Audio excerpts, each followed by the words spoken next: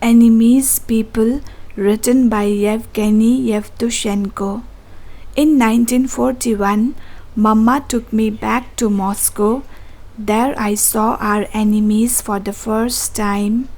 If my memory is right, nearly 20,000 German war prisoners were to be marched in a single column through the streets of Moscow. The pavement swarmed with onlookers, cordoned off by soldiers and police. The crowd were mostly women, Russian women with hands roughened by hard work, lips untouched by lipstick and thin, hunched shoulders which had borne half the burden of the war.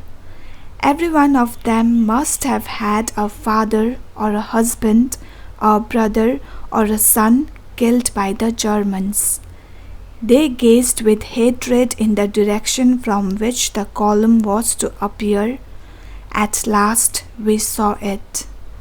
The generals marched at the head, massive chins stuck out, lips folded disdainfully. Their whole demeanor meant to show superiority over their plebeian victors. The women were clinching their fists. It was all the soldiers and policemen could do to hold them back. They saw German soldiers, thin, unshaven, wearing dirty blood-stained bandages, hobbling on crutches or leaning on the shoulders of their comrades. The soldiers walked with their heads down. The street became dead silent. The only sound was the shuffling of boots and the thumping of crutches. Then I saw an elderly woman in broken down boots push herself forward and touch a policeman's shoulder, saying, "Let me through." There must have been something about her that made him step aside.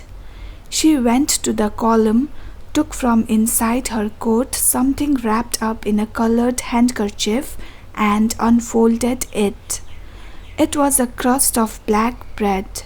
She pushed it awkwardly into the pocket of a soldier, so exhausted that he was tottering on his feet. And now, suddenly from every side, women were running towards the soldiers, pushing into their hands bread, cigarettes, whatever they had. The soldiers were no longer enemies. They were people.